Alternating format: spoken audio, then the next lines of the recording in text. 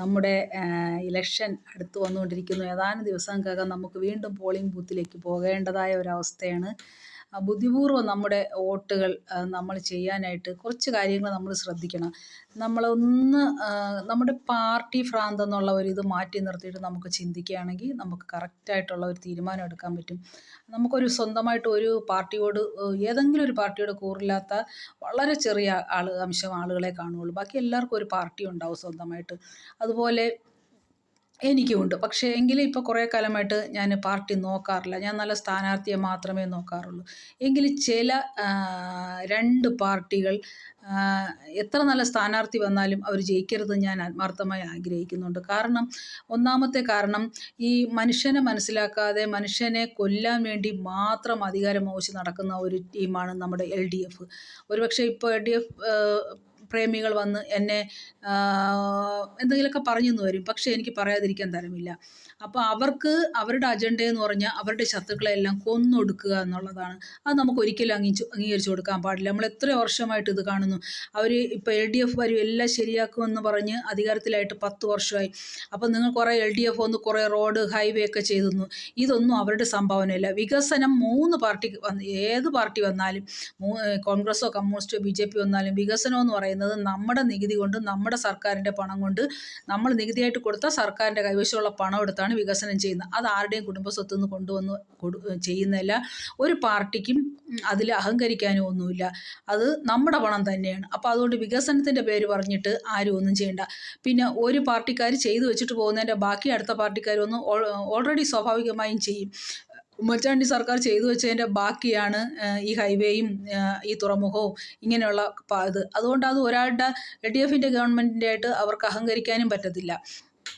അപ്പോൾ വികസനത്തിൻ്റെ പേര് പറയാൻ നമുക്ക് അത് ഒഴിവാക്കി നിർത്തുക. മനുഷ്യനെ മനുഷ്യനായിട്ട് കാണാനും കൊല്ലും പകവീട്ടലും ഒന്നുമില്ലാത്ത ഒരു ജനങ്ങളുടെ ക്ഷേമത്തിന് വേണ്ടി മാത്രം പ്രവർത്തിക്കുന്ന ഒരു രാഷ്ട്രീയ പാർട്ടിയാണ് നമുക്ക് ആവശ്യം.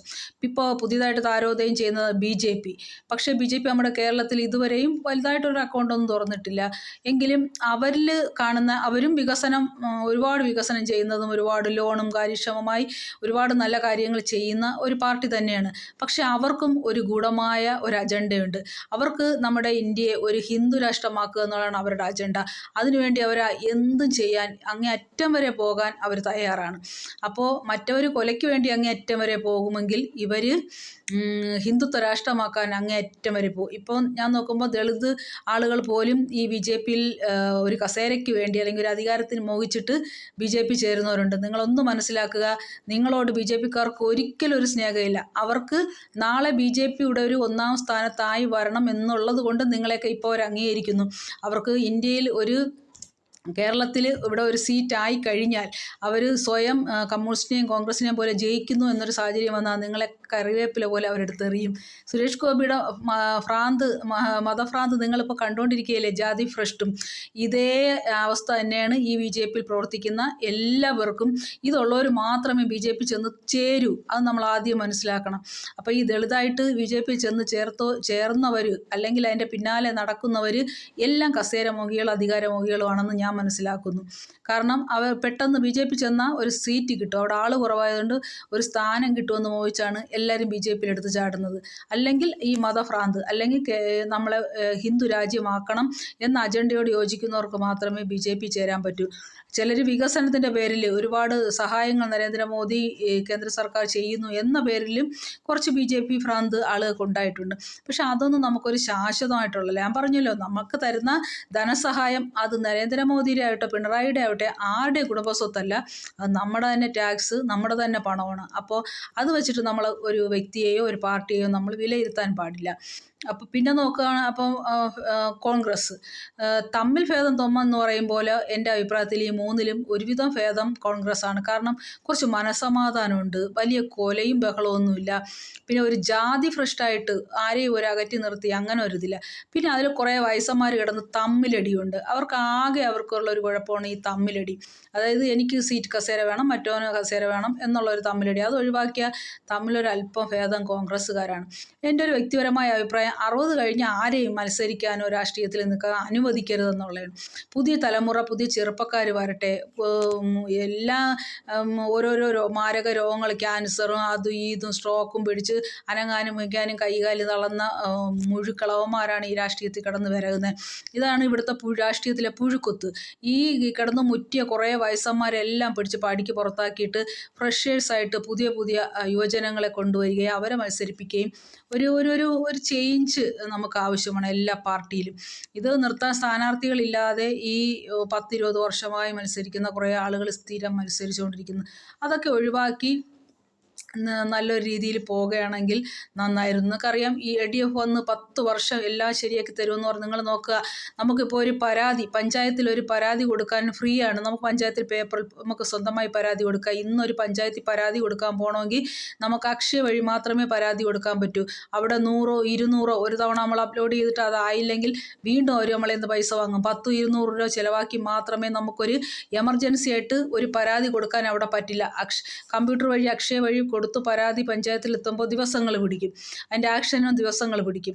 അപ്പോൾ ഇതെല്ലാം ജനങ്ങളിൽ നിന്ന് പൈസ അങ്ങോട്ട് എത്ര പിഴിയാമോ എല്ലാം സർക്കാരിൻ്റെ എല്ലാ സേവനങ്ങളും ഇപ്പോൾ കാശ് വാങ്ങിക്കൊണ്ട് അത് സൗജന്യമായിട്ടുണ്ടായിരുന്ന എല്ലാ സേവനങ്ങളും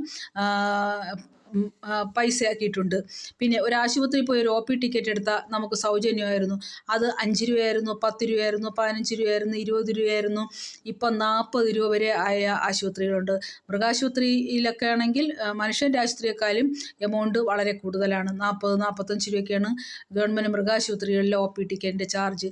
ഇതൊക്കെ പൈസ നമ്മളിൽ നിന്ന് അങ്ങോട്ട് പിടിക്കുക. പിന്നെ ഒരു ഹരിത കർമ്മസേനയെന്ന് പറഞ്ഞ് പ്ലാസ്റ്റിക്കിന് മാസം 50 രൂപ വെച്ച് നമ്മളെ നിന്ന് പിരിച്ചിട്ട് ഈ പ്ലാസ്റ്റിക് കൊട്ട കണക്കിൽ കൊണ്ട് റോഡിലും അവിടെ ഇവിടെ ആളൊഴിഞ്ഞ പുരടത്തിലിട്ട് കത്തിക്കുന്നു.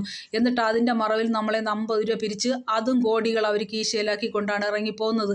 അപ്പോൾ ഇതെല്ലാം ഈ സർക്കാർ വന്നിട്ട് നമ്മുടെ സൗജന്യമായിട്ടുള്ള എല്ലാം എടുത്തു കളഞ്ഞു. കറണ്ട് KCB അതിനെ പ്രൈവറ്റ് ആക്കി. അങ്ങനെ എല്ലാം എന്താണ് നമുക്ക് ചെയ്തു തന്നതെന്ന് എനിക്കറിയില്ല. ഇവിടെ കുറേ റോഡ് ഹൈവേ ഒക്കെ വന്നു എന്ന് പറഞ്ഞിട്ടാണ് ആളുകൾ എന്തൊക്കെയോ ചെയ്തു എന്ന് പറയുന്നു. പക്ഷേ നമ്മുടെ എല്ലാ സൗജന്യത്തെയും ഇല്ലാതാക്കി കളഞ്ഞിട്ടാണ് അവരിറങ്ങിപ്പോകുന്നത്. പഞ്ചായത്തിലൊരു പരാതി പോലും കൊടുക്കാൻ പറ്റാത്ത അവസ്ഥയിൽ നമ്മളെ ആക്കിയിട്ടുണ്ട്.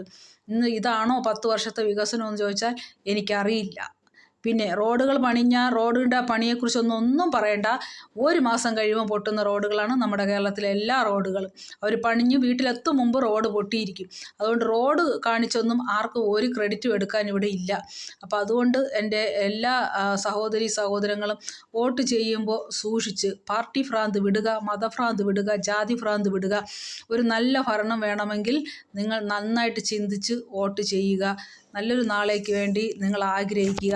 നമ്മുടെ നാടിൻ്റെ പോക്കും ഗതിയും കണ്ടിട്ട് അത് എല്ലാം ലോകാവസാനത്തിലേക്കുള്ള ഒരു പോക്കാണ് എല്ലാത്തിനും. അപ്പോൾ രാഷ്ട്രീയത്തിലും അതിൻ്റേതായ മാറ്റങ്ങൾ കണ്ടുവരും. എങ്കിലും തലയ്ക്ക് മൂളയുള്ള കുറച്ച് പേരെങ്കിലും ഒന്ന് മാറി ചിന്തിച്ചാൽ അത്രയും നന്നായി.